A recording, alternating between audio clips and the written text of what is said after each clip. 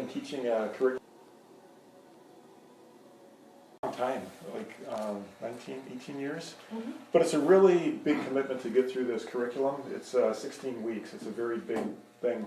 So we thought it'd be kind of a fun thing to try something different, do these parenting workshops, just a couple of hours on an occasional Saturday morning. It'll take us about 2 years to get through everything in the book. We're doing it about every 2 or 3 months, but just in a nice, easily digestible format. And then the cool thing is, by the time we get through the 2 years, if you do it again, it's going to be completely new because your kid's going to be needing the next step. So we're amazed every time we taught it, it seemed like it was a different curriculum because our kids were different ages, kind of different developmental stages and all that. And each kid is different. Exactly. So you can't parent the one kid the same as the others. Right. So we're going to keep it as informal as we can. If you have questions as we go along, feel free to ask questions. Melissa did a handout this time around, which is really cool, so you can kind of follow along, fill in a couple of blanks in there.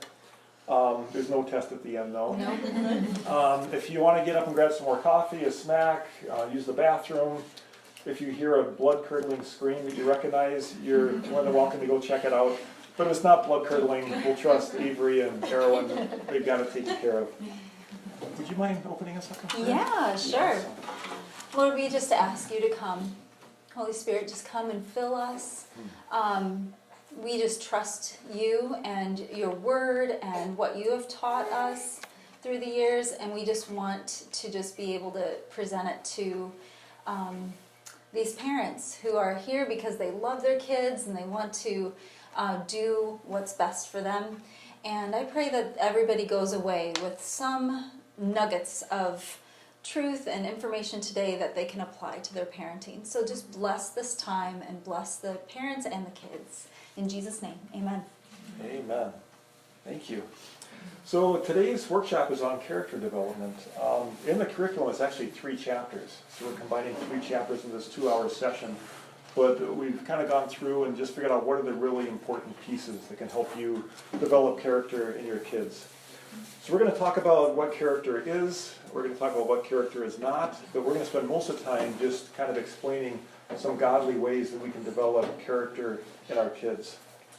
So first of all, what character is and what it isn't. Really, to go through that, you need to understand the difference between character and temperament. Character and temperament, they both influence our personalities, but temperament is inborn. And those who remember your little ones, you know, I mean, from the day they're born, they have their own temperament. It can be completely different from another sibling. So temperament is inborn. It's kind of the foundation that we have upon which the personality is built. Now, character is entirely different. Character takes work and effort and training. Character is basically the quality of craftsmanship that went into building the personality. So character is kind of a combination of the virtues that the child gets throughout his life that are kind of a tapestry analogy, kind of embroidered into this moral fabric of a person's life. So the moral character is the quality of a person's personality.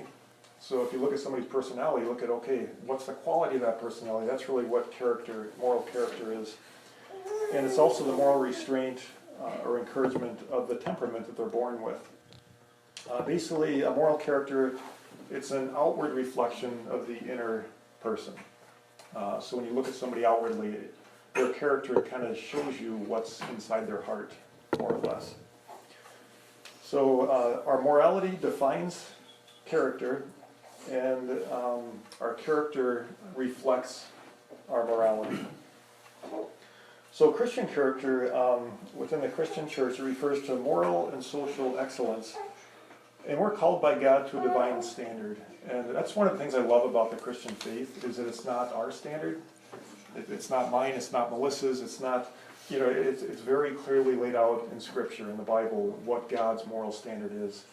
And what a joy that is in parenting, that you don't have to say, well, because I said so. You know, you can say, it's because God said so. You can open up the Bible and say, here it is. It's this divine standard that's available for all of us, not just to live our own lives, but to kind of raise up our kids and develop their character up to that standard, which is really a cool part of Christian parenting. So character training and its holy purpose, really the most effective way to develop character is within a family. And certainly characters develop in other areas, in school, and Kingdom Kids, and youth group, maybe on the playground, and a sporting team. But truly, within a Christian standards, the family is the most effective place to develop character. And family is the most fundamental social unit in God's kingdom. And really, parenting, because of that, it's a kingdom matter. It's not just about us, it's about God's kingdom. And the way that we parent our kids in this social unit called the family is really a way that we can advance God's kingdom. And so it truly is a kingdom matter. And here's something to fill in your handout. So the primary focus of parenting really should be defining God to our children. So there's a lot of different focuses in parenting, but as Christian moms and dads, that's kind of our primary focus, is defining God to our children. And this is best accomplished by introducing and guiding our children in God's moral law over time. The moral law of God is timeless, just like God is timeless.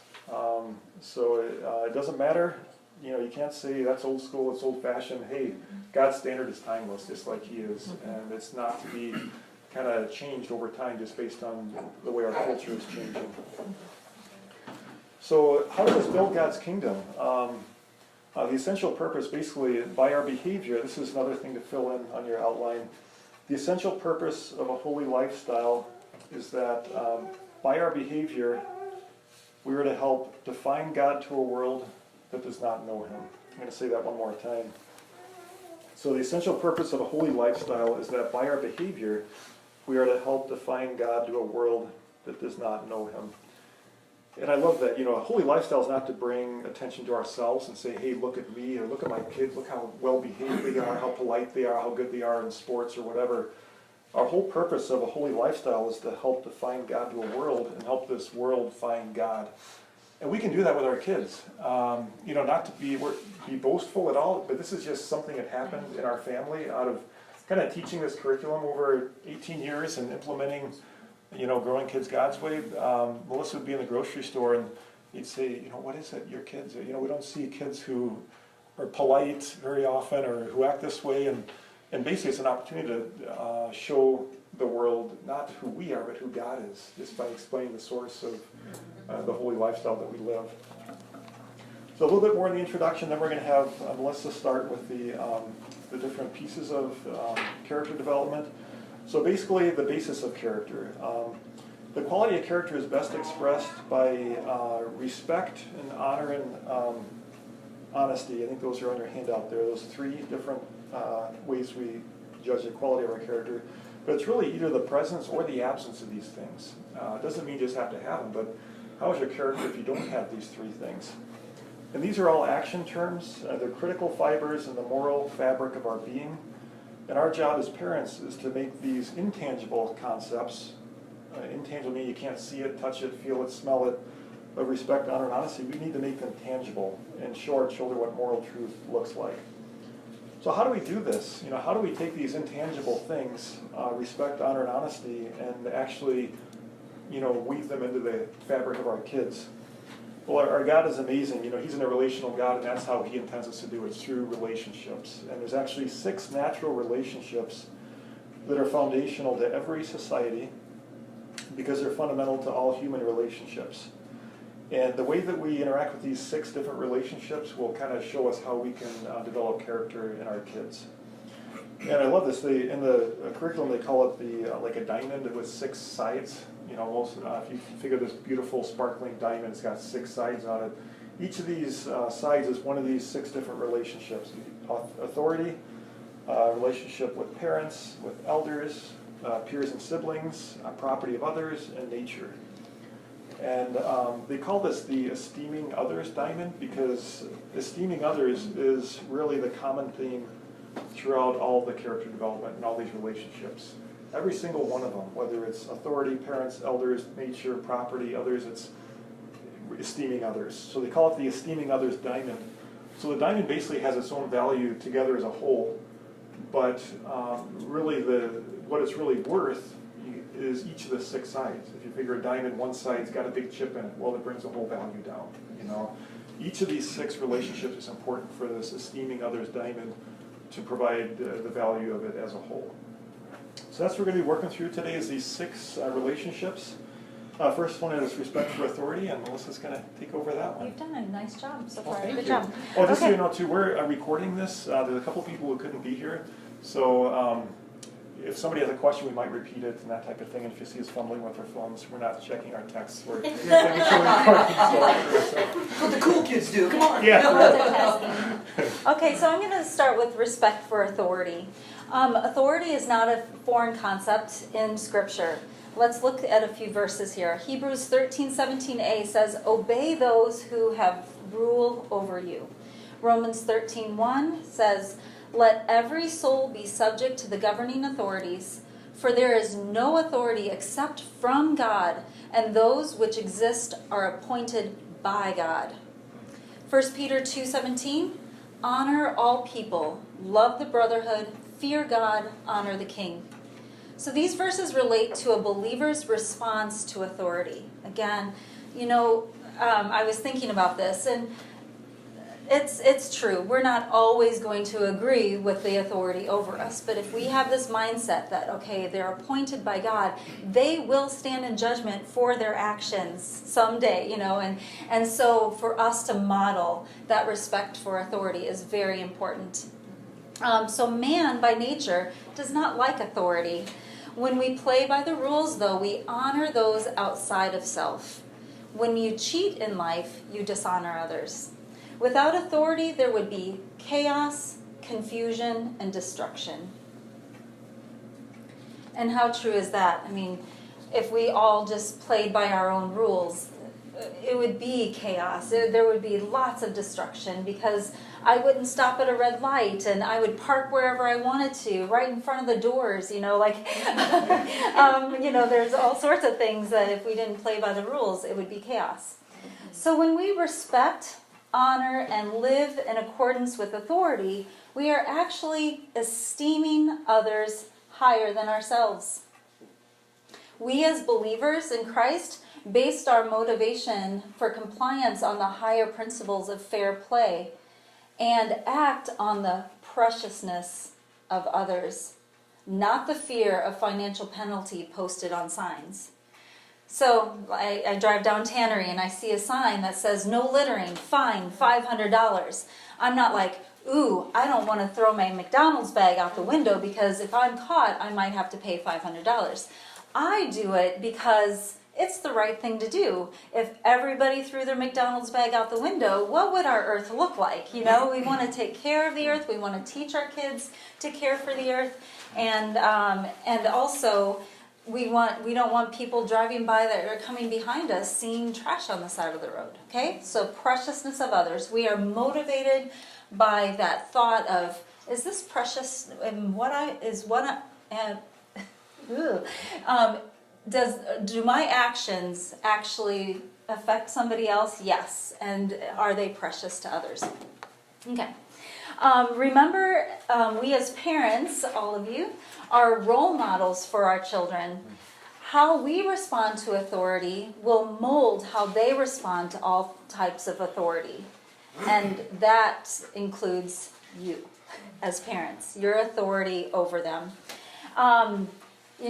If we are caught all the time, if we're constantly venting about authority in our lives, they're going to start venting about their teachers. And I shouldn't say venting is wrong, because sometimes you just got to get it out of your system. But as we teach our children, as we mold them, as we are examples for them, we should be like, yeah, we don't agree with that, so let's pray about that. And teach them, start praying for things that they don't agree with. If authority figures are making decisions that are not, based on God's word and God's best, let's be praying and let's teach our children to do that. Yeah. All right. So now I'm going to turn it back over to you for respect for parents. Yeah, just think about the authority. There's plenty of, just in our culture, there's plenty of opportunities to respect authority that we may not agree with, whether it's jobs, politics. So, there's just a lot of good, but everything you said is completely true, as far as We don't need to agree with everything they say, but we need to understand that they're appointed, by God, and Yes. we need to respect them. Right. Yeah. My mom always told me, you don't have to respect the man in office, but you need to respect the office type deal. Yep, that's, Yeah. moves right along with this, definitely.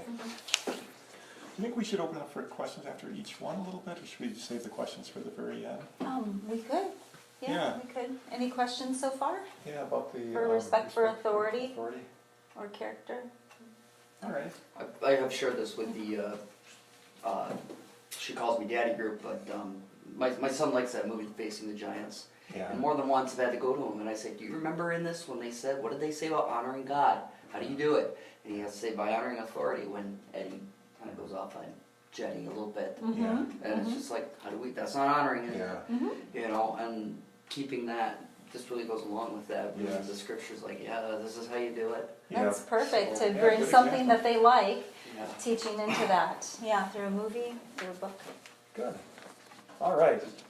So that's the first of the 6 relationships that we can use to develop character in our kids. The second one we'll talk about is respect for parents.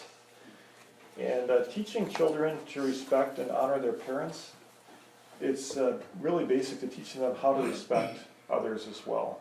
It really starts with the parents. It starts in the home. So the 5th commandment, I think, is just really profound with this. Honor your father and your mother, that your days may be long upon the land which the Lord your God has given you. So out of all the 10 commandments, this is the only one that has a promise attached to it. I'll read it again. Honor your father and your mother, and here comes the promise, that your days may be long upon the land which the Lord your God is giving you. So I don't think that minimizes the other 9 commandments, but still, it just shows the seriousness of honoring your mom and your dad. In fact, it's got this promise attached to it. And allowing your children to disrespect you is really teaching them to disrespect God in a roundabout way. And also allowing them to disrespect your partner is allowing them to disrespect God. Sometimes you need to kind of stand up for disrespect towards your partner also to really allow this character to develop with respect for parents. So unfortunately, our children are not going to automatically obey and respect and honor us. It's not in their nature. It must come through training and guidance, from us. And it takes time, doesn't it? It's a process, and it doesn't happen overnight, and it's never perfect. But with diligence, it really does happen in a way that honors God. So we're just talking about authority. Basically, parents are God's appointed governors over our children's souls. God appoints us as mom and dad as authority over them and just to kind of govern their souls. We represent God to them, and we should never underestimate the power of that position. They only have one mom and one dad, and it is an incredibly high position and a very influential position. So as we just described, mankind has always struggled with authority, but authority is absolutely essential for lots of reasons. So, that's how the culture works. How about in the Christian family? In the Christian family, the Bible provides a basis for all authority and the ethics that govern how that authority should be used. Like the character of love, biblical authority is full of integrity. Biblical authority is gentle. Biblical authority is consistent. It's gracious. But biblical authority is not proud or unkind or unfair or presumptuous. Biblical authority is motivated by love and used only when needed. And its purpose is to guide by encouragement and also by restraint. So authority can be taken to extremes, and we got to kind of keep ourselves in check with this. Authority is a good thing, but taken to an extreme, it can be very exasperating, and it can crush spirits if it's not done with proper restraint. But the other extreme is complete lack of authority. It's chaos. It's just a matter of finding that balance of what's using biblical authority in a way that actually builds up and encourages and can develop obedience and respect and honor.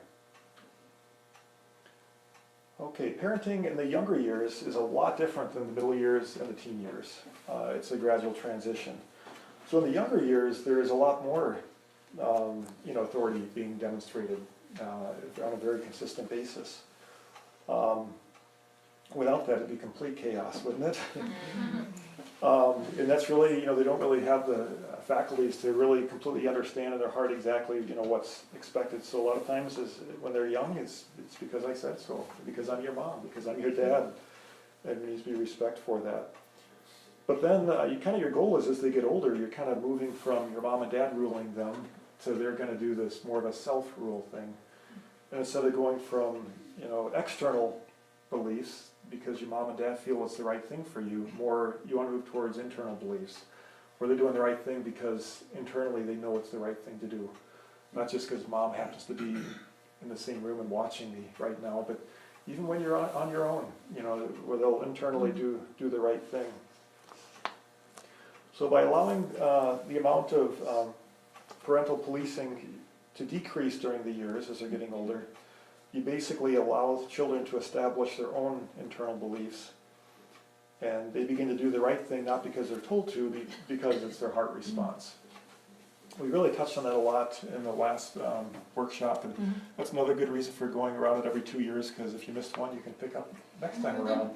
But we really talked about the moral warehouse and how do you, this is more character development. The last was more moral development and talking about the moral reason why and just building up their heart, with biblical virtues. And it all kind of works together with that. So obedience, it really brings a child from his selfish tendencies, which we're born with, to more self-control in his life. And this next sentence here has a few things to fill in on your handouts. So really the purpose of obedience, it's to be a temporary teacher, not permanent, temporary, that brings a child to compliance by extrinsic means until he's morally ready to comply with his own intrinsic controls. I'm going to read that again, it's very true. The purpose of obedience is to be a temporary teacher that brings a child to compliance by extrinsic means until he's morally ready to comply with intrinsic controls. And in time, a child must exchange obedience for submission. Submission to parents means doing what is right out of devotion to the parents. And he begins to see God as the ultimate authority, That's a beautiful transition to see happen in your kids, to move from, the parental authority more to God's authority. Moving from, I'm going to do this because mom told me to, or because dad told me to. I'm going to do this because God desires this from me. And what a beautiful thing to see happen in our kids, that transition. To see God as the ultimate authority. And ultimately to have children who obey because they want to please God. They don't want to please, they probably still want to please their parents, but that's not their motive. To please their parents, please their teacher, please their peers. They want to obey God. They want to do what's right, even if it doesn't look right. Even if the peers aren't doing it, even if the siblings aren't doing it. Just out of that intrinsic desire to please God. So how does this look like as adults, as parents? This is something we struggle with every day. How do we respect our parents? And there's a really neat dynamic here. There's really two ways that this happens. As we learn, it's the fifth commandment, honor your father and your mother.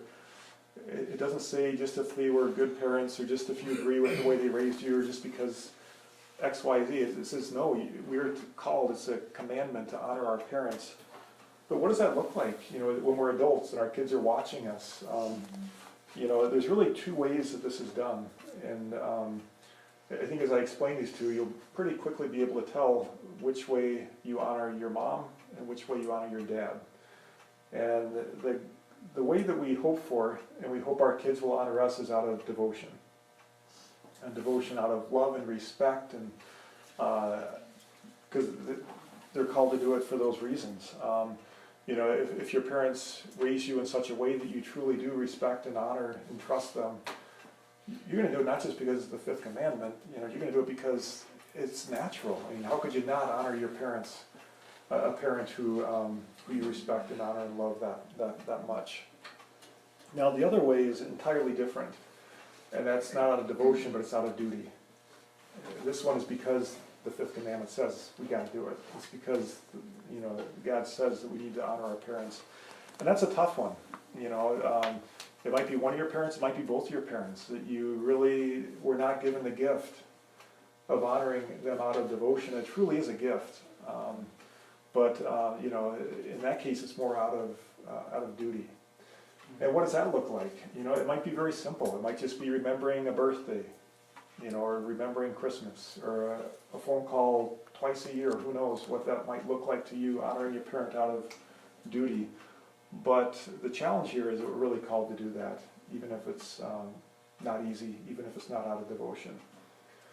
So our challenge to you is to, you know, just do your best to raise your kids in a way that they have this gift, that they want to honor you, not because the fifth commandment, and because there's a promise attached to it, but because it's just a natural expression, because of their love and respect for you.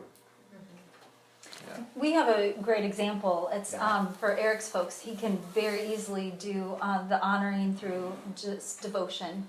There's both of them, which Yeah. is really unusual. And Really for me grateful too, for marrying and becoming a child of theirs because of through marriage, it was super easy for me because they are amazing people, and your dad was just fantastic, and he showed me, you know, what a dad looks like, and so for I struggle, like even recently for my own parents, rough upbringing, and so for me to show them respect and honor, it's really difficult, and I do it more out of duty, and I wish I did it out of devotion, but and I have to keep being challenged because my kids are watching, and even recently, you know, I've struggled with the decisions that they're making, and I'm just like, oh, this is hurting them, and it's really hard for me to, because of these decisions, to go and see them when I'm in town. I'll go see my sister and then invite my mom to come over and see me, because I don't want to go to her house and look at the decisions she's making and all that. And I'm like, oh, my kids are seeing this, you know, like how am I going to be in God seeing it, you know? And so I you know, I have to go back, and I went to my mom and I apologized, and she had no idea that I was even struggling with this probably, but I'm just like, Mom, will you please forgive me for not honoring you the way I should, you know? And she's, you know, didn't really know what to do with that at first, but then I explained, like, and then she was like, okay, you know, yep, I forgive you, but it challenged me to, again, so I'm not saying this is an easy task, even for a middle-aged adult to honor their parents, but it's something we're challenged to do, and our kids are always watching, and they're seeing what you're doing. Yeah. And sometimes it changes over time too, where you might initially honor them out of duty, but then you know, usually through Christ, then you kind of move in a place where you can truly do it out of devotion. And sometimes it's the other way around. I think with your mom, for example, I think it was out of devotion for years. And then just recently there's been kind of some destructive changes happening, and now it's more out of duty again, you know? Yeah. So, and then when he was talking about teaching our kids to ultimately want to please the Lord, I love the verse, whatever you do, work at it with all your heart as working for God, not for men. And I'm sorry, I don't know the reference, but it's in there. And I use that quite a bit in my own life as I go about my own stuff, but also with the kids. You know, just that's our ultimate goal, is to please God. And then I usually throw in, like, when we're pleasing God, normally we're pleasing those around us, you know, but not always. Some people will find fault in it or whatever. Okay, I'm going to move on to respect for age. See if there's any questions for this. Oh, yes. Any questions? Any questions, actually, comments on that? Yeah, just practically speaking, Yeah. how do you transition from, like, just like examples of, like honoring parents because out of obedience, and transition to honoring God? Like, just practically, I get it, and I'm fully behind it, but like, you know, how did you guys transition, like, from like, you know, just telling your kids, you know, just fun, how did you practically do that? Like, say, hey, you know, we're doing this to honor God. Like, when did you feel was a good age to start? Yeah. like them understanding Using that. it. Like we say to Lily, like, hey, we don't slap people because Jesus doesn't like them. Yeah. You know, or just like, or Jesus Or wants like us, it Jesus hurts wants us to people's be hearts kind. or whatever. But like where, like what were some examples Yeah. from you, if you guys have some like of where you saw like that receptiveness where like they got it, like, okay, and just out of curiosity, what were some of those? Yeah. Mm. Yeah, I think it's never too early to start with that, and that's kind of goes back to the biblical standard for conduct in our lives and our families. It's, you know, it's not just our rules, it's different from your rules, it's the standard, it's, you know, down there's my Bible. It's the biblical standard, and we can just start from that from the very beginning, as soon as they can understand what you're saying. You know, this is what Jesus wants you to do. You know, mom and dad want you to do this too, this is what Jesus wants you to do. And just kind of weave that into it all the way through. I think a real pivotal time with that is really like 10 to 12 years of age. That's when we really saw it take action more, where you can really see the fruit of it a little bit more. Especially when they're kind of venturing out a little bit more and starting to listen to music and kind of thinking of what we call like groupthink. You know, what does the group think versus what do we think? And they're starting to kind of compare and contrast and, wow, everybody's not the way we are, and kind of like the way they do it, and why don't we do it like that? And so, and that's when it's really, really helpful to say, you know, this isn't just mom and dad, this is God you're honoring. You're not just honoring your mom and your dad, but through it, you know, you're honoring Jesus, and trying to move from that extrinsic, when they're really young, you know, lots of authority and rules and yes and no and say please and thank you and all this stuff, to now all of a sudden it's starting to blossom inside of them, and their hearts are getting filled with these virtues, and they can kind of make their decisions more intrinsically based on their own. And given that, don't be discouraged. I know you're thinking, oh my gosh, you know, we have a 2-year-old, that's a long time until that. You blink and they're that age, you know, like, and when you're in the trenches, it feels like so exhausting and so like, oh, do we really need to cover this again? You know, didn't I just do that 5 minutes ago? You know, and so just to be encouraged, because as you do this, as you train their hearts, it's going to take root. And then pretty soon, they're not going to do it perfectly. We don't do it perfectly, right? But overall, they will be characterized by this behavior or by their choices being good. Yeah, and you'll see signs even when they're 2, 3, 4 years of age. It's a beautiful thing. That, wow, you know, Lily shared here, and that I wasn't even watching. She did it out of her own goodness of her heart, just wanting to do it because she knew it was right, and it wasn't because I was giving her that look, you know. Yeah. And that's a wonderful thing, just to see these signs that they're getting it along the way. Yeah, or if you notice that she's like, you know, you can see it in her face, like she wants to hit someone and release that anger, and you see her having self-control. Like, oh my, get right on that and praise that. Oh my goodness, I saw self-control right there. Good job, you know, and really build them up when they do the right thing. So you got to be watching, you got to be attentive, and I think in this day and age, it's harder and harder to be fully attentive because our phones are beeping and we have emails to read and respond, and it's very intentional, everybody, very intentional to make it a priority. Yeah. Okay. Good. Did we answer that? That's good. Yeah, no, I just was curious, like what your It's a great what some question. practical things you guys did. So. And you know me, you know, like 5 days from now, I'll probably think of something and I'll. Good idea. And in my case, I'm having kind of a problem with our 8-year-old boy, because with him listening to me, Gary has to help a lot, because Eddie's starting to give me attitude. Yeah. And I've got to stand up for myself, but I don't want to go like, you're restricting me, you know, I don't want to do that. And so now I've got to come up with, the Bible says, you know, and Jesus says, and Eddie's listening to music, he's going to go back to school, but Eddie wants to go back to school, and he's got a heart for God. So now I've got to come up with something where he listens to me, and it's got to be strong, and now we've got to come up with something where he listens. But Gary's got my back. Yeah. But I prefer it not have to be the wait till your father gets home. Yeah. I would rather he Exactly. learns that she is just as much authority Yeah. as I am. Mhm. And I know I'm the male figure, he respects that. But it's like, well, you also need to learn to respect your mother too. Yeah. The Bible says mother and father. Mhm, Yeah. mhm. You know. And that's a really good practical thing, like, write that verse out and hang Mm. it on where they can, like the refrigerator or somewhere they visit a lot. Yeah. And you know, just, and just be able to, you know, refer back. It's not mom and dad, or it's not coming from dad, you know, this is God, you know, he wants you to do this, and point out ways where he's not respecting you.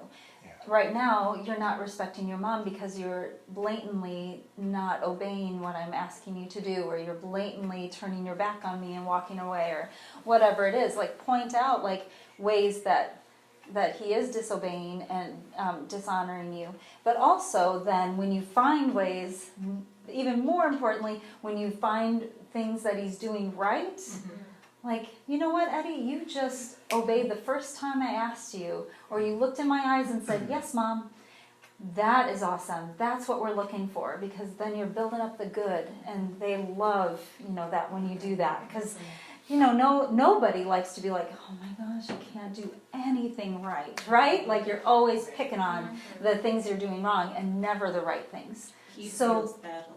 Okay, our oldest did as well. And so I think the oldest in our families have, you know, big shoes to fill without having shoes to, you know, somebody prior to them. They just have these big shoes to fill.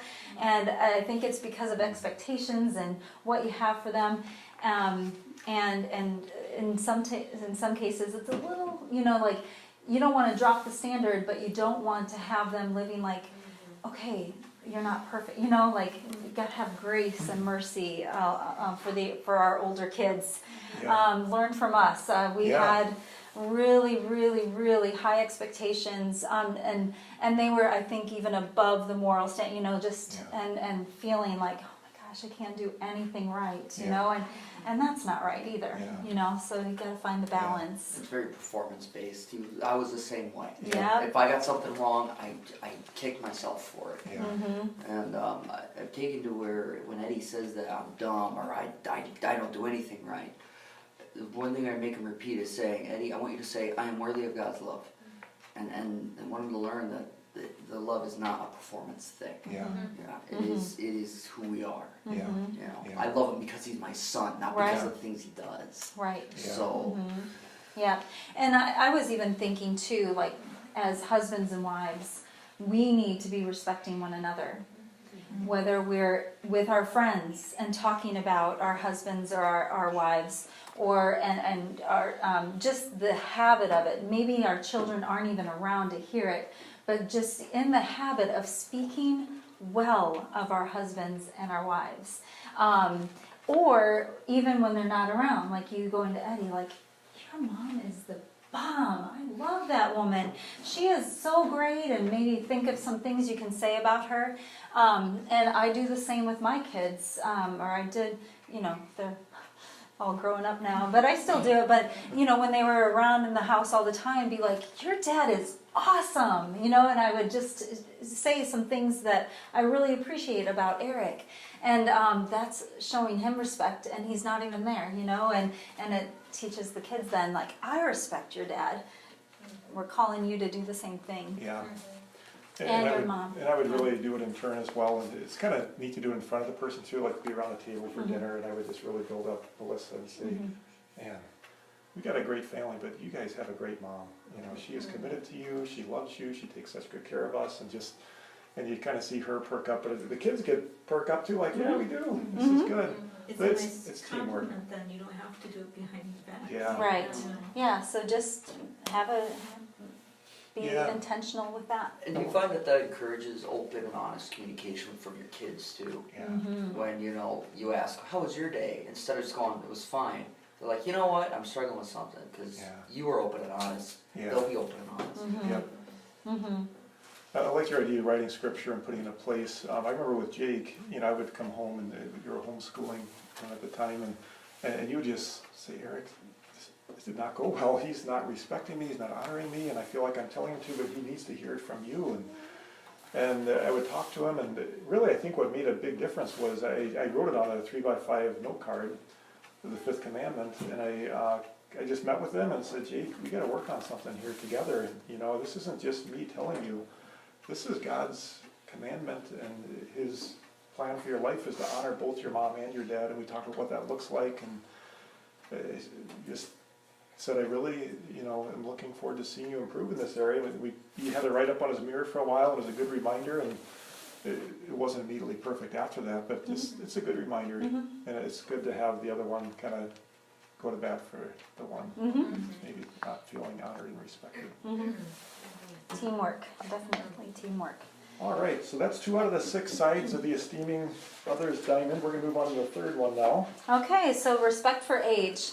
Our society has really kind of dropped the ball in this area of respecting the elderly, respecting age.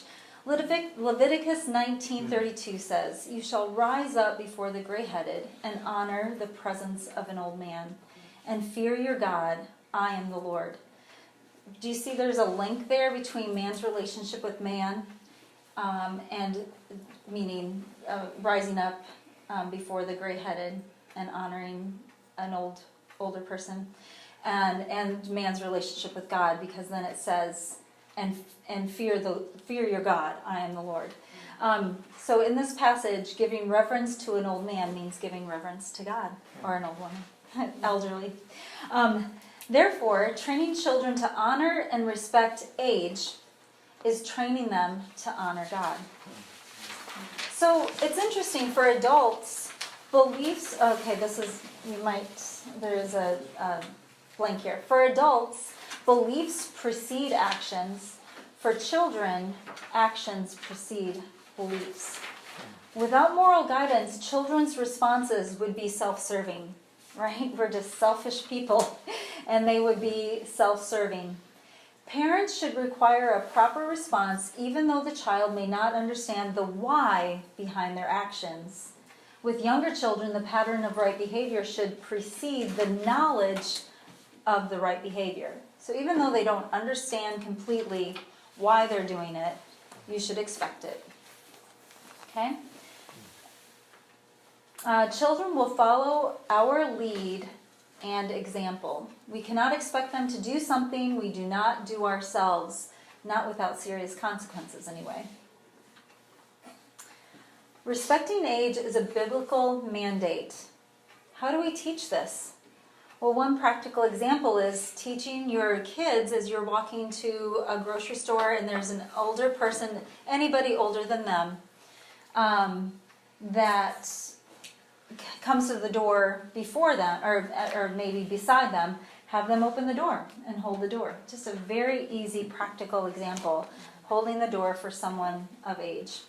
Allow the age to go first, and like at church gatherings, a lot of times we're like, oh, the kids are hungry and they'll be happy if we feed them, but maybe teaching them, you know what, before we go, because you're in charge of your own family, right? Even if everybody's invited, kids go through the line first. Maybe for your family, you say, you know what, we're going to let the people at our table go before us or something.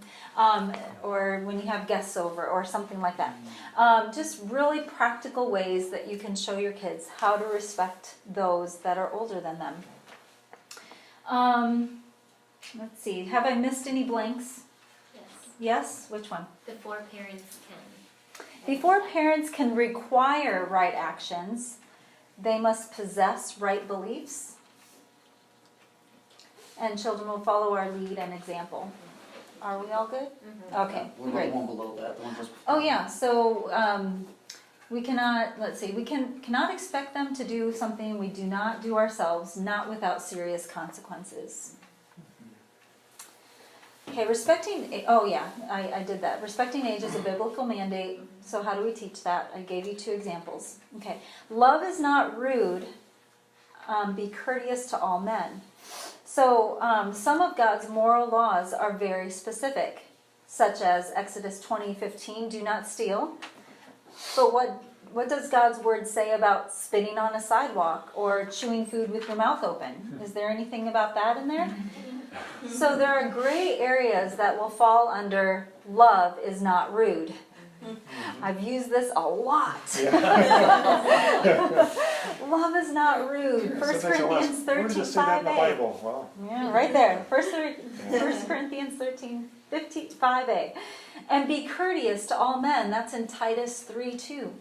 Teach your children the preciousness of others. We use that phrase so much. Like getting them to think on their own. Like, was your action precious? Was that treating others preciously? Was that precious to others? Getting them to think on their own is really good.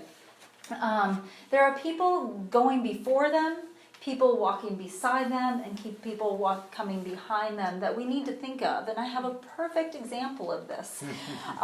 This summer we were on a bike ride, and I put a piece of gum in my mouth before I started my bike ride, and it was a long bike ride. And about 15 miles into the bike ride, I'm just like, oh, why did I put this gum in my mouth? It's like gross, I'm just, I wish I could just pitch it. We are on these back roads. Well, I have been teaching Growing Kids God's Way for far too long, because I could not do it. Why? Because we'll get to this later about property, but I was thinking, you know what? How many people here have been, yes, we're on the back roads, but even still, you're walking down the sidewalk and you step on a piece of gum that somebody has thrown out and it sticks to your shoe. Gross, right? And I'm just like, oh, that's so rude. Love is not rude. and so in my head, circling around, it was this love is not rude. I'm not going to throw my gum out. I'll wait until we get to a garbage can. And seriously, this has just been with me for so many things. So when you teach it enough, it gets in there. So another way we can help our kids to, with this whole respect for others, not just particularly age, but all people, is the interrupt rule. This is a very practical way. It's a vehicle. excuse Jeff. Excuse me. Bye, Jeff. Speaking of interrupting. Thank you guys. Yeah, thanks Take Jess care. for Love coming. you. Bye. So let's say you get on the phone. As soon as you get on the phone, what happens when you have kids? They are magnets. You pick up the phone and all of a sudden they need something like right now. And it does not matter. If you go in your closet, they'll find it. So for this, you teach them very, very practical way of just respecting others is when you're on the phone, for example, they have a need, they come up and just touch your elbow. Okay? That's your sign that as soon as you can find a break in the conversation, you say, excuse me, would you please hold on? You don't do it right away. Have you ever been a part of that where you're just like, you're talking to someone and their kids run up and they're right away, yes, what do you need, sweetie? Oh, okay. And they walk away and you're just standing there like, was what I was saying and so you just don't feel that preciousness. And so, but kids need things sometimes. So it's your way of being, and they trust that you're going to, not in 10 minutes, but in maybe a minute or 30 seconds, be able to respond to their need. So don't exasperate them by having them hold on to your elbow for like 20 minutes, because that won't work then. So they come up, and that's your cue, and then you are able to say, excuse me, I need to take care of something really quickly. Yes, dear, and you take care of that, or take care of their need. You can also do pre-activity warnings with this sort of thing. Let's say you're going to be around people and you're going to the event and your kids are going to be with you. And you can say, now remember the interrupt rule. If you have a need, just come up to mom or dad, put your hand on us, and we'll take care of you as soon as but the reason we're doing this is because I respect the adults that I'm around, and we're going to show them respect by not, mommy, mommy, mommy, mommy, mommy, mommy, I need you right now, mommy. And does that all make sense? Yeah, that's all really right. good. Yeah, one thing we talked about before is the whole kingdom building part of parenting and how it's really to define God to the world. And especially when you do this live, like on the phone, the person on the other side can't really see what's happening, but this is a beautiful thing when it works this way. Just think how the person who was interrupted the last week and just walked away and just kind of disregarded what you were talking about. Now this week, they're the recipient of, being politely interrupted, and you kind of deal with your child and you go right back to the conversation. That's a perfect example of just defining God to the world, what that looks like. And again, it's not to say, hey, look at us, look at my kid, he's so well behaved. It's to say, look who God is, and I can define him to you and help you find God just by the way we parent our kids. Yeah. And one other thing is when the child comes up to grab your arm, if you just put your hand on their hand to acknowledge, like, okay, I It'll see prevent your the need. tugging and then Yes. the shaking. Yeah. Yeah. Yeah. Right. Okay. So that's one example of, again, respecting others, preciousness of others. Shyness and respect. Shyness is not an acceptable excuse for disrespect. Temperamental strengths and weaknesses do not exempt a child from right moral responses. So an example of this is somebody comes up to your child and says, hello. You're going to teach your child that when somebody comes up to say hello, you say hello back. At least. That's the minimum moral requirement. Now, you can even train them even more to say, but there's a better response by you not only saying hello, but also looking in their eyes and saying hello. And maybe put a smile on your face, the best response. And the best response would be, hello, how are you today, Mrs. Nelson?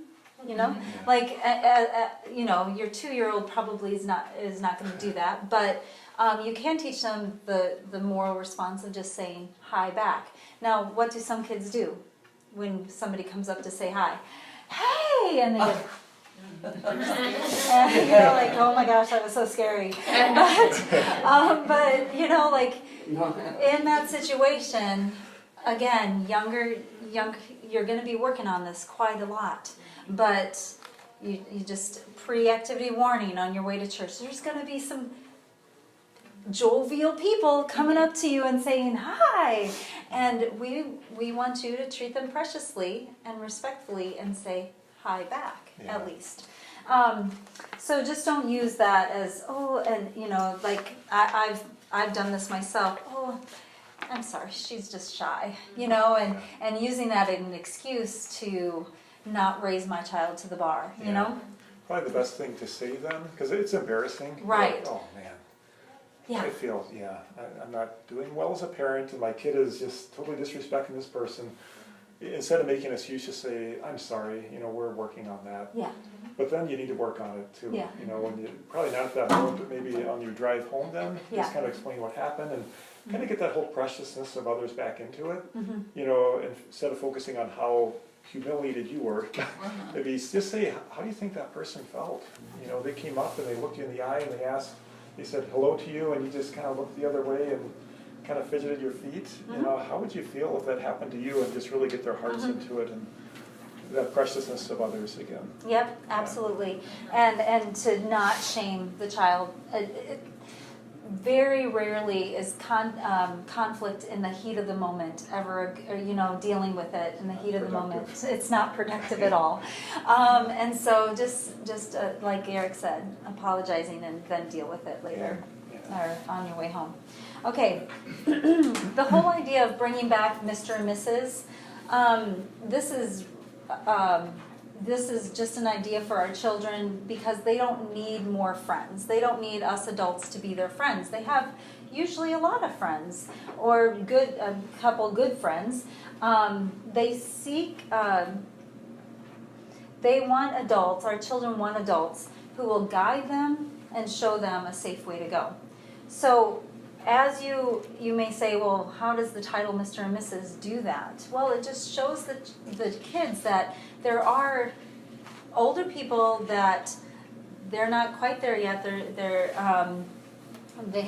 not their equals because time has not allowed that, and it just shows a level of respect that, hey, you're not my friend, but I want to respect you. I want you to show me the way.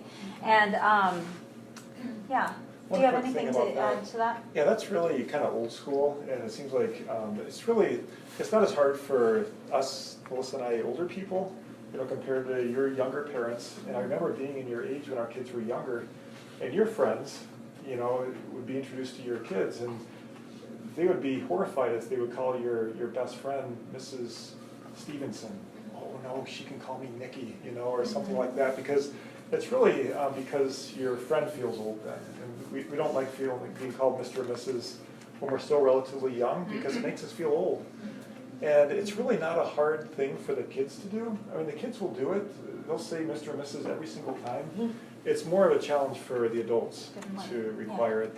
And we actually did this in our family, and one thing you'll find in Growing Kids God's Way is some things are going to really resonate with you. Say, this is awesome, we're going to do it every day for the rest of our lives. Some are like, yeah, we'll give it a try. Others like, we're not doing that. But this is something we did, and it was really helpful, I think, just to teach them to respect authority. Just by using the Mr. and Mrs. term. And it's definitely old school. We had a lot of almost, we'd say, no, she can call me Mary. It's like, no, we'd really like her to call you Mrs. Smith. Would you mind, Mary? Because it makes it, if you don't mind, it's just the way we do things. We really want our kids to respect authority, and you're in an authority position, and we didn't lose any friendships over it, but there are some times where it wasn't very easy to sort through, but we definitely implemented it, and I think looking back, it was a very helpful way just to teach how to respect age. Yep. Yeah. Thank you for that input. I still call my best friend's mom. I've known this guy for 30 years. I still call his mom Mrs. Freeze. Yeah. It hasn't changed. Yeah. We're basically family, and it hasn't changed. I know. But I have a great deal of respect for their family Yeah. too. Yeah. We can't change it for our neighbors though, we've known them too long. Yeah. Start calling me Mrs. Matter, I love Right. It's funny you say it, because I always correct people. I say, just call me Tim. Yeah. Because when people say Pastor Nelson, I'm like, Yeah. that makes me feel like I'm my father. And Right. this is like, Yeah. But, Yep. but when they call you Coach Nelson, That's different. Your dad. Yeah, that's So, but, that's good. But I even Yeah. look at But past like- teachers too, right? You catch yourself saying to a past teacher, Always. Mrs. or Mrs. Mr. Freeze. Yeah, Like, you know what I mean? I Like, was hoping for even though you're older now, you still are respecting them as Yeah. far as calling them that. And they might be like, no. Even with some of Kaylee's teachers. Yeah. Like in school, I'm calling them this, and then when I see them outside, I'm like, oh, I feel really weird calling you that. Yeah. You know what I mean? Yeah. And it's Good just example. like, but yeah. But I also see a lot of high school teachers, they do not go by Mr. or Mrs. Like, they will, it's their last name. And that's Okay. what they go by, Yeah. when I'm sitting here thinking, I'm like, Yeah. they're even kind of changing that authority in school like that, where they just go by their last name. Not necessarily they told them that, the kids just started to, Yeah. and they never corrected it Yeah. necessarily, Yeah. you know? And Yeah. so even with me as a coach, they don't call me Coach Rolls, they call me by my first name. Mm. But, and I Yeah. guess it hasn't Yeah. necessarily affected me that much, where I'm just like, whatever, but now listening to this, it's like, Yeah.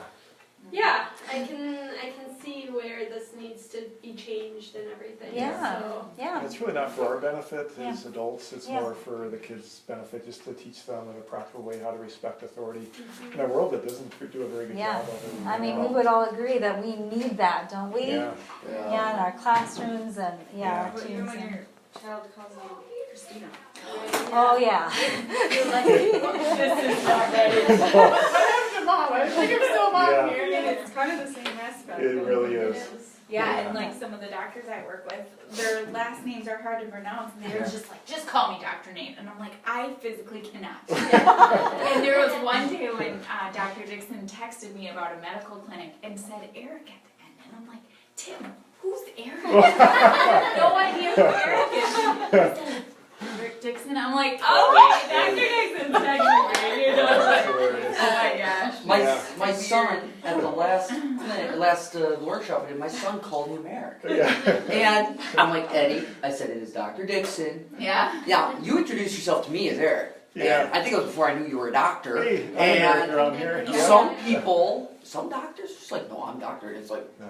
okay, Well, but you're not that way. No. But No. I prefer that, and you, I think he called you Mr. Dixon one That's time, fine and I'm too. like, That's totally okay, because you said he caught himself. Yeah. You told me that, Yeah, he we were in caught line for himself. food, it was pretty cool the next Which week. I Yeah. appreciate you letting me know that, and Yeah. I'm glad he's picking up on that. Yeah. That's super. Yeah. Catch him when he's doing good. Yeah. That's Yeah. good. Yeah. And we can do that for other kids too, right?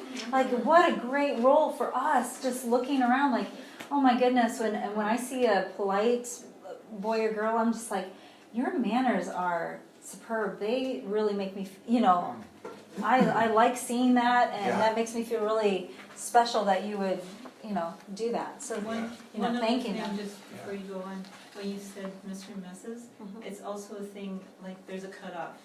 Because our kids always say, when I'm an adult, I'm going to, they're always on that when I'm an adult thing. Yeah. And Yeah. so Sure. when they're Mr. and Mrs., they've got a long list.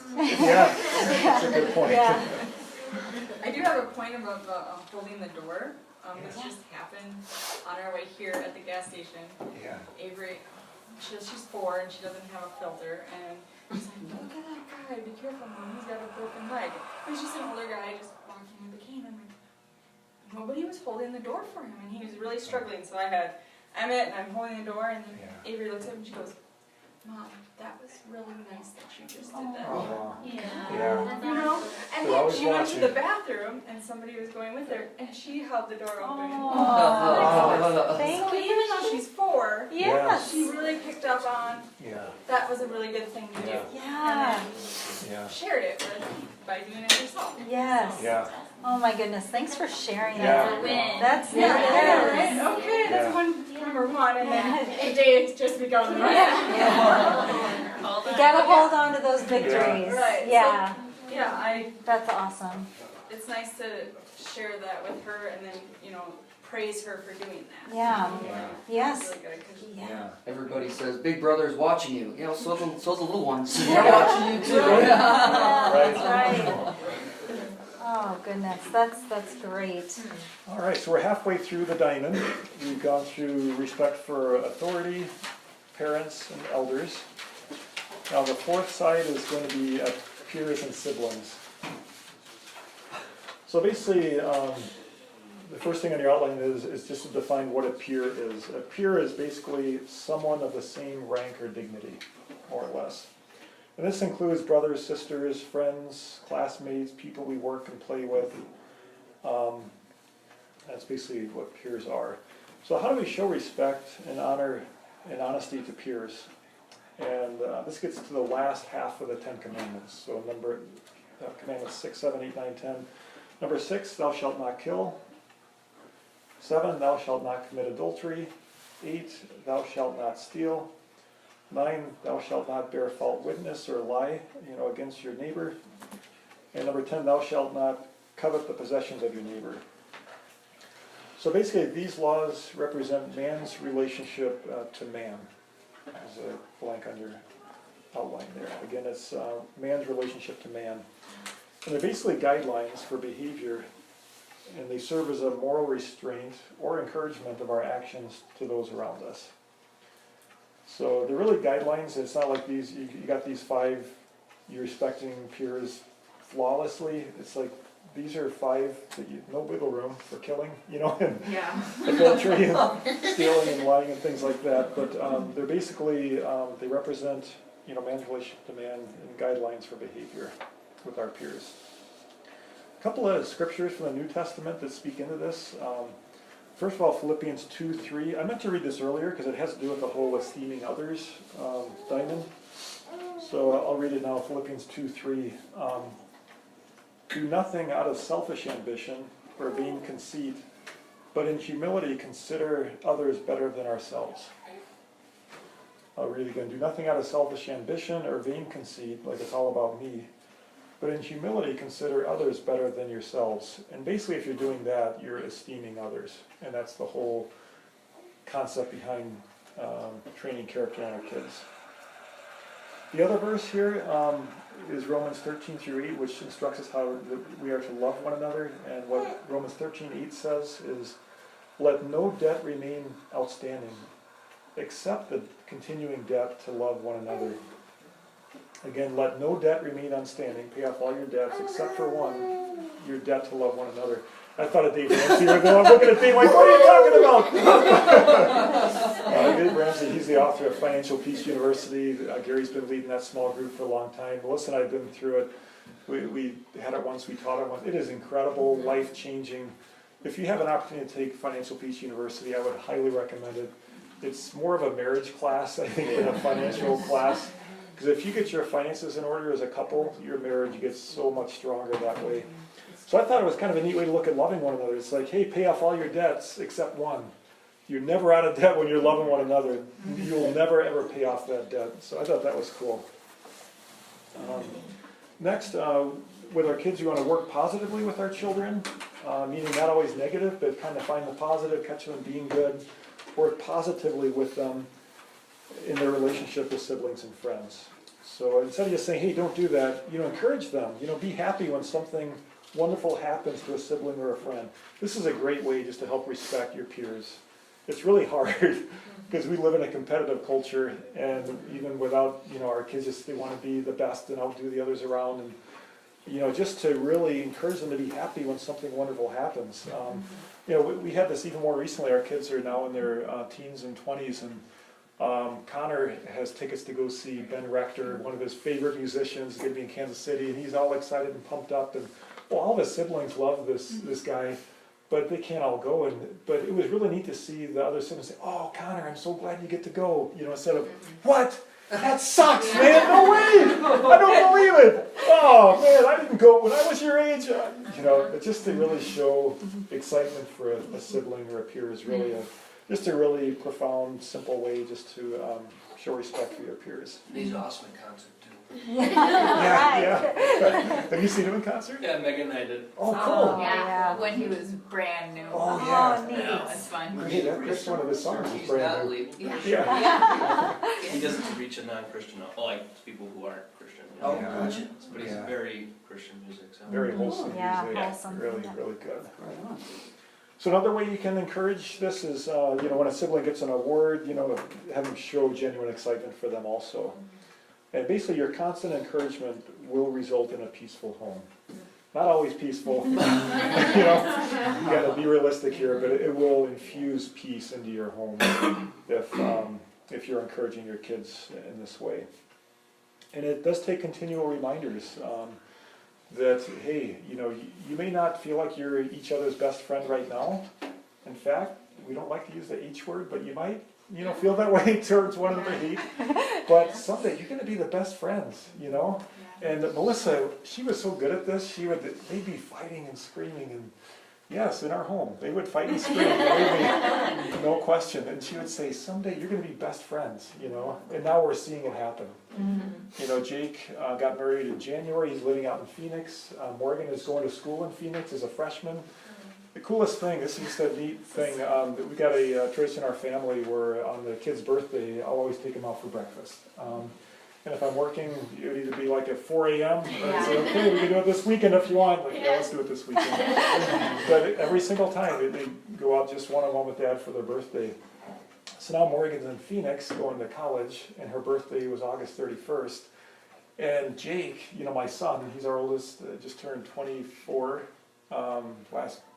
Just 2 days ago, yeah. Without any prompting, he texted Morgan at college and said, "Hey, Morgan, may I take you out for breakfast in Dad's place on your birthday?" I mean that's a friend. It's the only text that I've done a screenshot of in my whole life. Man, I'm keeping that one. And actually, Morgan screenshotted Jake's text and sent it to me, and it was just really a cool thing. Wow. So just as a little picture of what that looks like is just, really your kids are going to be best friends someday. And just to remind them of that now, when they're in the trenches and not liking each other very much, just really constantly reminding them of that. And it is true. There were many times Morgan would come up to me and say, they were, let's see, Morgan and Jake are 5 years apart, and she's like, "Mom, Mommy, I think Jake hates me. And I mean, they're just two different people. He at that time liked to hunt, and she loves animals, and you know, like just that, you know, they're just different. And there were many times where I'm just like, oh no, honey, he doesn't hate you, but you know, it just. These are the same two siblings, right? It's just happened. Yeah. So praise Really God. cool. Yeah. So another way to teach our kids to respect peers is by reaching out to others. You know, teach your child how to respond in a sensitive way towards the feelings of his or her peers. So this is more than just restraining the dark side of our natures. It's also reaching out in times of need in a positive way to help others. This is on your outline here. How do you cultivate a servant's attitude in your children? Keyword is servants there. First of all, parental example and instruction. One thing I really like is, this curriculum's called Growing Kids God's Way, but we really feel like it's more growing parents God's way. And then as we grow, our kids are watching, and through our example and our instruction, our children can get that same servant's attitude. So really, just intentionally place your children in an environment that will encourage service to others. I mean, church is a great place for that. I mean, there are so many outreaches here. It's a wonderful environment to get your kids to think outside of their own little sphere and think of the needs of others in a very profound way. Also, your home is another perfect environment for that. Household chores. This is there's studies that they've actually done that show that children who are given chores as they're growing up actually show more compassion for their siblings and family members as those who don't have chores. And it's kind of like, when you invest into something, it's like your heart goes with that investment too. And when you invest in your family by doing chores and helping out, it's like your heart responds to that investment by, hey, we're in this together. And your kids are going to be more sensitive and more in tune with what's happening with your siblings if they're given chores. What's that? Chores. Chores. Keep them busy. They can't fight with each other. That's another. You're done vacuuming, dust the bookshelf. We're gonna, Daddy's doing laundry. we're gonna be doing that with our kids. We're gonna use them to teach them about money. It's like, well, if you want chores, you gotta earn it. My son this last week, he wanted to get something. So he takes the rake out of our garage and goes rakes up some leaves. And I don't rake our yard because we got a huge yard, and I just don't need to, but he wanted to, so he did something. I'm like, well, he did something to earn money, so and he kept busy, so stay out of trouble. Yeah. And I just like them to see kind of what we do all day long, because they're like, why can't you pay attention to us? Well, we got this, and this. Then they can pass that along to their siblings when they get Absolutely. two littles get to that age, and And one thing with chores is there's really no compensation for it. They don't get paid for it. We definitely, as our kids got older, we would provide opportunities to earn some extra money by doing something above and beyond the basic chores. But chores means, hey, this is just, you're part of our family. We're in this together. Yep, exactly. Yeah, very good. Well, just this 1 month that we were trying homeschooling Eddie, he learned to do the laundry. Huh? Yeah, cool. Just 1 month. That's really great. Yeah, that's a life He can't skill. reach into the drum. Yeah, right. Where's Eddie? His feet Yeah. are sticking out of the Turn off the spin cycle. It's really a balance. Right. So we can ask ourselves, how sensitive are our children towards others? Loving our neighbor as ourselves, it's an attitude, but it's also more than an attitude. It's got to be an action. And the goal with this is having our son or daughter reach out to another child for no other reason than just to love kindness and to bring God's confirmation to the heart. This pleases God when it pleases us big time. We see our kids just show sensitivity to others. But just think how God is just beaming up there, over his young children here, learning how to honor those around them. So do your children realize what God has given them is to be used to build up and edify those children around them? By nature, children can be very cruel, and oftentimes are, but children whose hearts are properly shaped can be vessels of honor used by God, bringing mercy to those who know no mercy, and grace to those who know no grace. Man, what a light that can be in this world. You know, a lot of darkness out there and a lot of tough environments, but yeah, definitely a huge opportunity to let that light shine. May I interrupt you Yeah. just a minute?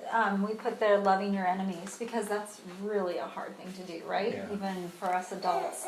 And we had an example. I took our kids out I homeschooled and we were out and about, so I took them to lunch at the old Bambinos. And we were sitting up on that old platform and we'd go through the buffet, and by the time I got done cutting up all their things and sitting down, they were finished. And so they had a chessboard there, and I said, you may quietly go over and play chess. Well, there was a table right by the chessboard, and I noticed the people at the table got up and moved. And I'm like, were my children being too noisy? And so I thought I would address it, and I kind of observed, and I didn't feel like they were, but you know, everybody has their different levels of things. So I went ahead and went over to the people where they moved, and I said, I want to apologize if my kids were being too loud, that your lunch was interrupted. And they wouldn't even look at me. Ooh. And I was like, and I just addressed it again. I'm like, I'm really sorry. I didn't mean to offend you. And they finally said, well, we just wanted a quiet lunch. And I'm like, well, I am sorry. And I went back to my table and I just felt horrible. Horrible. I'm like, oh my goodness, you know, we were responsible for, you know, these people's lunch being, you know, interrupted. And so I could have gone, I remember going out to our vehicle and everybody climbed in. And I could have, I mean, I was really tempted to say, oh my gosh, can you believe those people? I went up to apologize. They wouldn't even look at me. And I could have just ranted to my kids. But the Holy Spirit said, this is a teaching time. And I said, you know, I really feel badly for what happened. And I feel badly for how they treated me.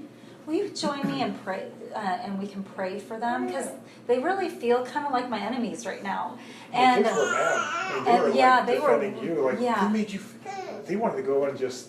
Yeah. You will not talk to my mom. Yeah. They were enemies Yeah. at the time. And so we prayed, and it's just still brought up to this day, like, remember when we did that? So anyway. Most people could have been having the worst day of their lives. And that's what I said, you know, lots of times I try to get our kids to get into somebody else's shoes for a moment.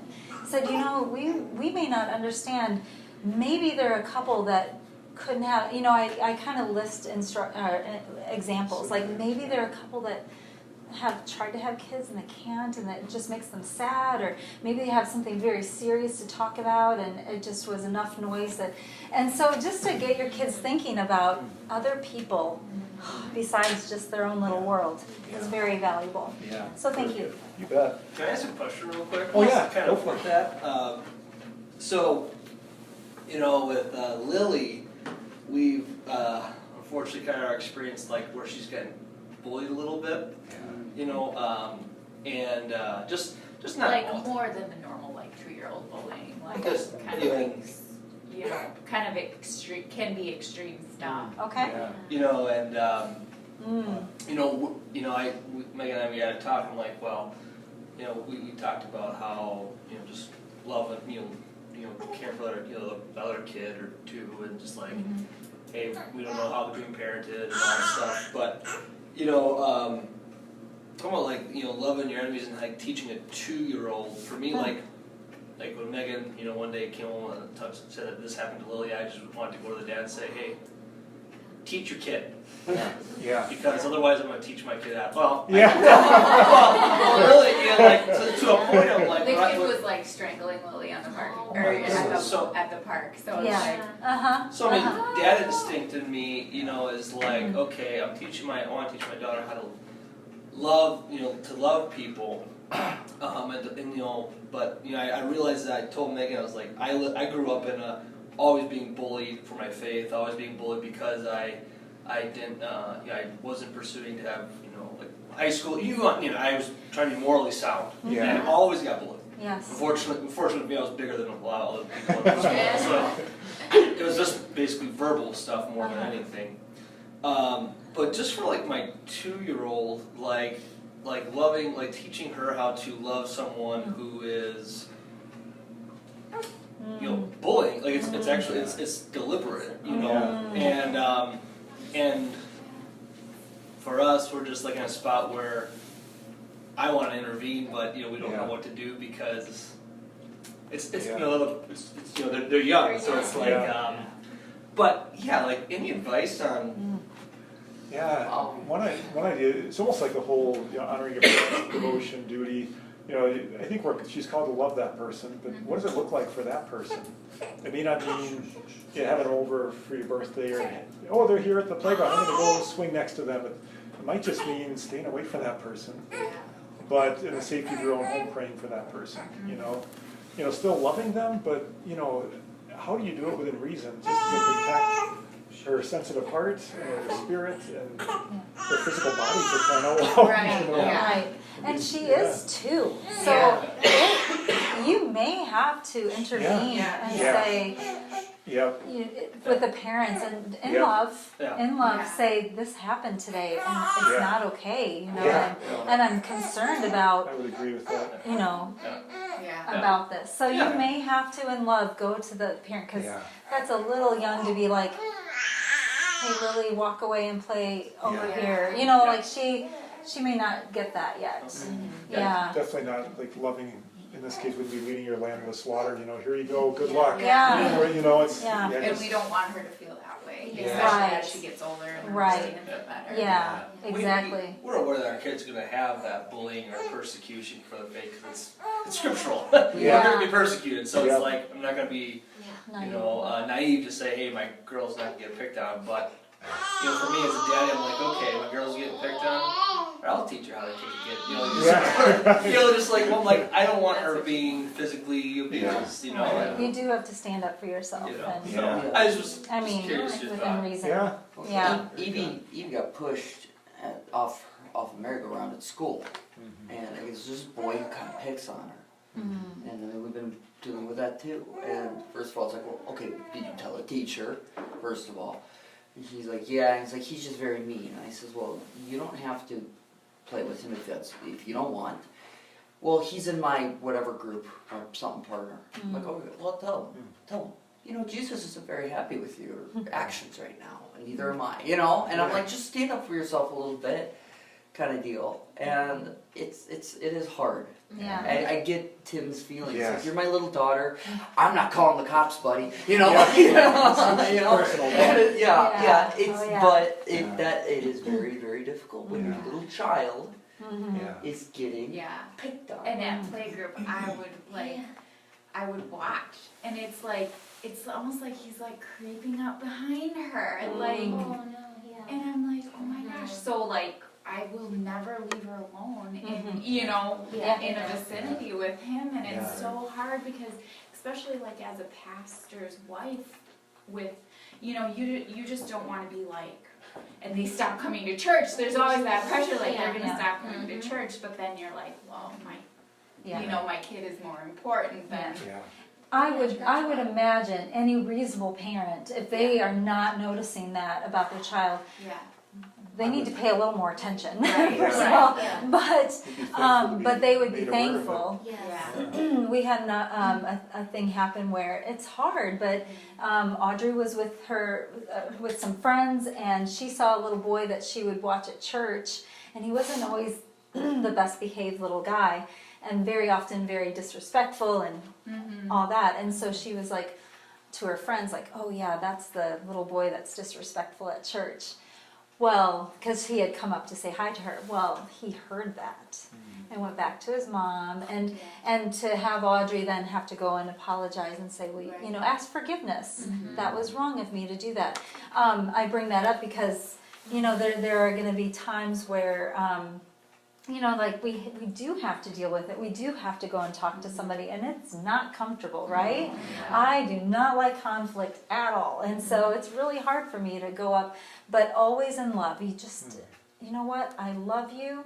I just want to start with that, and that's why I'm bringing this concern to you. And and that love definitely looks like something different a lot of times. I mean, if you have a parent who gets involved in the school, what are you teaching we tried homeschooling Eddie, it wasn't working out like we had hoped. But we're gonna send him back to school. Well, Jenny is asking all these questions, and these people are shocked. And like, why? No one's ever asked before. Yeah. Well, we have parents who are so uninvolved, and we dump them off at the school babysitter, and off to our business. And it's like, no, stay involved. Then your kids feel loved. And so, I mean, staying involved sometimes can feel really intimidating, I think. Yeah, and, oh, golly, we have lots of examples that We go got with about that. 20 minutes, we got 2 more sides of the diamond. Okay. We gotta get through. So there's one last part on the fourth side of the diamond, just about life is not fair. There's 2 blanks on your handout here. 2 terms get confused. Number 1, justice is legal equality, and fairness is not. So they're entirely different. And the bottom, how many times we hear that from our kids? Life, it's not fair, it's not fair. Well, you know what? Life is not fair. It's really not. It was never designed that way, it wasn't supposed to be. Is that all right to say Every time I that? said that, Yes, you're allowed to say that. Just like that? Yes. Yeah. Let's not fire money. But I feel like, Let's not fire. I mean, I say it all the time. I do. Yeah. My son knows it by heart. And a cool thing to get in their hearts is, when they say it's not fair, it usually means there's something that they don't have, that they are lacking, or somebody has something that they don't. And just to try to get in and see what that is and just teach into that. And, basically just really sowing contentment in the hearts of your kids.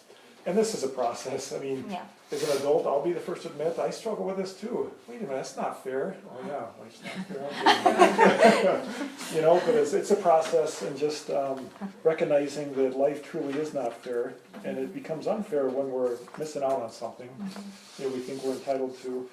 But teach thankfulness, show your kids what they do have, and to be thankful for others who have maybe even more than they do. And really, it will sow contentment in their hearts. Discontentedness really focuses on the self, and it limits that preciousness of others, but when you're able to be content with what you have, that's when you're more willing to be at peace with the preciousness of others for that too. Yeah, okay. So now we're moving on to respect for property. Respect for property rights of others is part of moral training as well. God owns everything. That should be our overall knowledge. God owns everything, but the Bible clearly talks about property and ownership. So private property is the reward of labor and is to be enjoyed. So teaching our kids how to respect the property rights of others is very important. We need to set limits when children are young, teaching them that some things are just off limits.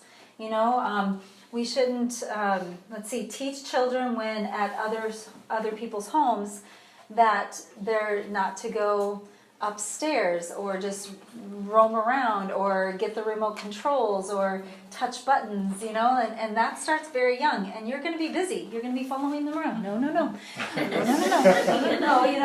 And so the whole thing is like trying to not child-proof your homes more. What is the child-proof your house versus house-proofing your child? So just keep teaching that at an early age. Like some things are just off limits, and that's okay. It's okay. Yeah. It's All right. interesting though with stuff like that, because everyone tells me, Kaylee's so polite. She puts her dishes away. She does this when she's at other people's houses, and ours. The dish just sits there. Okay, and I'm happy. My heart is filled that you're doing this at someone else's house, but why not? Why do I literally have to tell you, you need to put your dish away, and then it just goes in the sink? Well, let's look in the dishwasher. Are there dirty dishes in there? Yes. Well, where do you think it should go then? I'm just like, so it's interesting how things do evolve, and they know that at someone else's house the property and just respecting their house is there, but then there's like a misconnect. Like, okay, did I not state that it should be done here too? Right. But, so that's always been interesting because I always hear that. Yeah. And then So you can rejoice with that. Yeah. Also be like, I know. So and watching other kids too. It's it's interesting because when she has friends over, the friends will be like, well, where does this go? Versus like Kaylee necessarily like taking it from them and, like being that house guest and stuff. And they're usually on top of it before she is when it comes to that stuff. But supposedly she does it everywhere else, which is great. But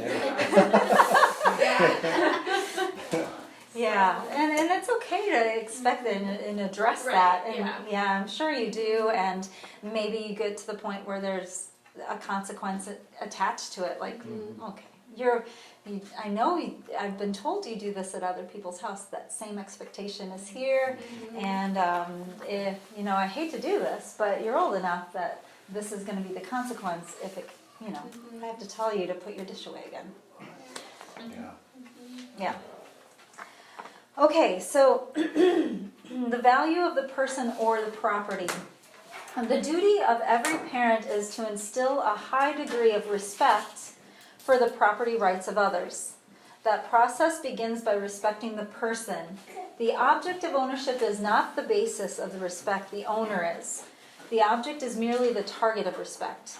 I gave you the example of throwing gum, on the street. And okay, so this is another example. You're walking by and you have this gum wrapper and it's super small. You've rolled it up into this tiny, tiny little piece. And you see a person's property, very manicured lawn, and you're like, oh yeah, I'm not going to throw that there.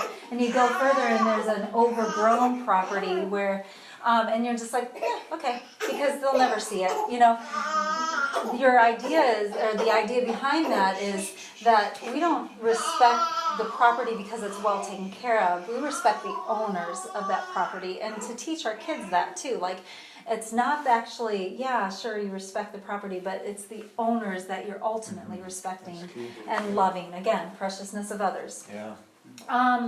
The owner is precious, therefore I will treat his or her property with respect. That goes with your kids playing with other people's toys, just teaching them how to take care of things. If you have a 2-year-old and they're throwing their blocks across the room, I take the blocks away for a while, or I might give them one chance and say, please don't throw, but then there's a consequence attached if it goes flying across the room again. And then I explain, I train their heart. We have God-given dominion sensors. It's super funny how the dominion sensors go off. Is something within every man and woman that desires to guard his property, space, and rights. Dominion is the positive side of ownership. So it's a good thing. It is a good thing, and I can give you an example of like our property. Like we have trails around our property, and somebody was just coming on and riding their 4-wheeler around, and the kids were like, "Hey, who's that out there? What are they doing on our property?" Like just those dominion sensors were going off. And another time I was hiking with Jake in the winter, and there's footsteps, and like, those aren't your boots. They're not. You gotta follow these tracks, see where they're going. So it's a perfect. I mean, and it's a positive thing, and of course it really goes off if our things aren't getting respected, right? Yeah. So just teaching our kids, like taking time to like, hey, we're going to treat this with respect, and that can be at the grocery store, putting our carts away, and not putting them just by the cars that the wind blows them into somebody else's car, kind of thing. So I mean, you can think of all sorts of examples with that. Yeah. And we talked a little bit about chores versus labor. Oopsie. I didn't know that was coming up. Is that yours? No, that's yours, but I kind of stole your thunder on that one. Oh no, that's okay. We just started talking about it, but basically labor defines value. So an item received without working for it limits a complete appreciation of any purchase. I have a perfect example of this. My mom, when I was a young teenager, bought me my clothes. And she would come into my room and she'd be like, and for anybody that knows me now, you're just like, what? Because my room would look a mess. and I'm kind of a neat person now. so anyway, so it would just be a disaster because I would just go in and be like, oh, I feel like wearing something different. I'd shed my clothes, get something else. They just lay on the floor, and she'd be like, a tornado has gone off in this room, and I'd be like, what? And then she's like, okay, you're gonna start buying your clothes. Well, first of all, I'm like, what? Those jeans cost $40? I just worked 8 hours, and that's going to pay for half of those jeans. In that day and age. Yeah. Long time ago. But it just all of a sudden got me like, I worked hard, and now I'm going to spend on one pair of jeans. But I thought nothing of it when my mom was buying it for me. And what did I start doing? I started hanging those things up and taking very good care of them. And so that's just when we work for something. So labor is a good thing, and so helping our kids to learn that when we have something like an extra task to be done, and you're going to pay them for that labor, they will start associating like, ooh. In the Ezzo's case, the Growing Kids God's Way authors, they had a rock pile, and they had their girls. They would get $1 per bucket, fill the rocks in a bucket, take it over to another area and dump it, and $1 per bucket. And so when they wanted a game that cost $20, they're like, oh my gosh, that's 20 trips of rocks, Yeah. So you associate that hard labor, and it's okay to teach our kids that, and then there's some things that are just, let's see, purchasing for compensation. I think that I just covered that. So. Yeah. Okay, so begin early teaching your children to respect property. Do not allow a child to throw a toy, play behind curtains, jump or climb on furniture at your house or at somebody else's house. Teach them how to respect your stuff. And the next time your dominion sensor goes off, know this God-given sensor helps to remind you to treat others' property with respect. Yeah, good. Right. Communism is not biblical. I think the furniture one is too late. Yeah, we have to establish some boundaries on that one. Yeah. And one thing I wanted to tell you before Eric goes on to the last thing, respect of nature, is if any of these things that were brought up today that you have not even thought to implement them, and you're like, oh gosh, too late now. Like you just said, what we did with our kids when we learned something new, we would go home and we'd say, we just took this awesome class. I'm not saying this is an awesome class. I'm just saying when we took the class, it was awesome. And we just learned something new, and we're going to apply it. And so I apologize, or please forgive us for not doing this, or however you need to word it, either apology or forgiveness. But it's going to be something we're going to work on now as a family. And so it's never too late. Apologize, ask for forgiveness, whatever's appropriate, and then and kids are resilient, right? Mm-hmm. They really can, like the whole Mr. and Mrs. thing. It's not hard for them. It's hard for us. Mm-hmm. And so we just have to keep that in mind. Yeah, good. All right, the final side of the esteeming others' diamond, respect for nature. I like this one because I really like nature, and I feel really close to God and nature as well. But it's really important to teach our kids not just to enjoy nature, but to respect nature as well. There's really 3 reasons outlined here. The first reason why we should respect nature and teach our kids to is that it was created by God. He made it. And that's a pretty good reason to respect it. It's a gift from Him, made for our enjoyment and our provision, and we should respect it for that reason. Second reason is we should respect nature because of the dominion factor. Basically, our duty is living on this planet is to be a steward. We don't own it. It doesn't belong to us. And we need to take care of it, not just for our benefit, but also for the benefit of others who are going to come behind us as well. And this can look very simple, like, walking down the path and there's a flower in the little garden, your child plucks the flower out and, And it's so sweet. Here you go, Mommy. Yeah. It's really sweet. Yeah. But the teaching of that was really sweet, but, we want to make sure that that's still there for the person coming behind, to be able to enjoy as well. And the third reason to respect nature and teach our kids to is that because of the preciousness of others, it's not just all ours for our own enjoyment, it's for those who are with us right now to enjoy, and like I said before, those who are coming behind us as well. So just to be mindful of those who go in front of, walk beside, or come behind us. Really, to respect nature is to respect others.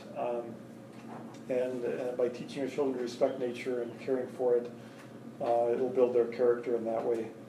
And to not let them mindlessly destroy it, for their own pleasure, more or less. So, this is kind of, there's a balance here. Because if there is a spider in my house, I am probably not going to set it free. Okay, so, that's kind of a funny way. Like, I don't know, for me, I don't want to be a hypocrite. I'm just like, okay, I want to teach my kids how to respect nature, but, when it comes to certain things, just, so find balance with that. And I guess, if there's one thing, like an example I know of is like there's an anthill out on your property somewhere. The ants aren't bothering anybody, they're not in your food at your house, or something.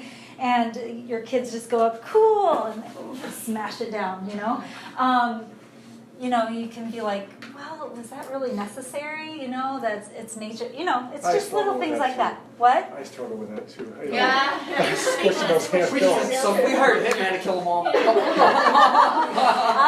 get it. No, that's true. I'm just thinking of little examples. Like, everybody's maybe going to have, a different viewpoint, but overall, it's like, how can we respect nature and the preciousness of others? That's the key. Well, when my kids are out playing and see a spider web, I'm like, listen, the spider's outside. He's doing his job out here. He's fine. Yeah. What if they're in the house? All bets are off. I'm locking the door. This thing's gonna die. There you go. It's my dominion. Yeah. It's where I reside. I dominate here in this house. No. So just a real quick conclusion here. Basically, the quality of character is expressed either by respect, honor, and honesty. Either the presence or the absence of those three attributes. These are all intangible things. You can't see them, smell them, taste them, touch them.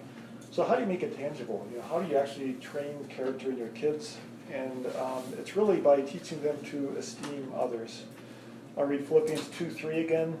Do nothing out of selfish ambition or vain conceit, but in humility consider others better than yourselves. So that we have the esteeming others diamond, which has these 6 natural relationships that are foundational to every society. They're fundamental to all human relationships. Every man and woman interacts with authority, parents, elders, peers, property of others, and nature. And these 6 relationships really provide the basis for all biblical character training by teaching them this common theme to esteem others. And it's a process. It is definitely a process, and it's a process we're still working on ourselves.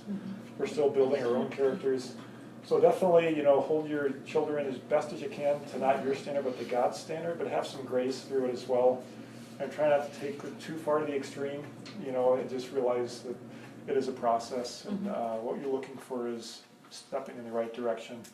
And definitely, be positive with it, be encouraging with it. When they do it right, man, keep it on top of their heads. Just build them up for, wow, nice job, that was great, that's exactly what we're called to do. And when they don't, you need to call them out on that too. Ideally in a time of non-conflict, we can really teach and our heart is ready to receive as well. Yeah, so it's about 4 minutes before. We kind of went through questions after each, relationship, but are there any other questions that you can think of that may have come up that haven't been addressed? And as we go through this, if somebody needs to leave, if you need to grab your little one and be on your way, we totally understand that as well. But any other questions you can think of at this point? And if you're anything like me, you might think of one like 10 minutes from now, Yeah. or an hour, That's or exactly 5 how it days. happens. Yeah. So email, or text us, email, whatever. We're happy to answer however. 'Cause we really want to just be, sounding boards for you. Hey, this happened. Not that we'll always have the right answer, but we've been through so much that there might be some nuggets that we can share with you, or Yeah, yeah. something. Yeah, we're excited about these workshops. This is Yeah. the best turnout we've ever had for Yeah. one. Way to Thank go, you all for guys. being here. And there's even a couple who were planning on being but couldn't. So we'll be having another one in 2 or 3 months. Yeah, we'll probably wait until after hunting and Christmas, and Yeah, probably in January. yeah. Is there like a group that you have on Facebook or something, or could you like create one? We could create one. We don't have one. Post your Yeah. Oh, yeah. We were gonna set up an email, just for this, because we've recorded it, and Chris said, it won't go on our website, but there will be a link to a YouTube. Okay, so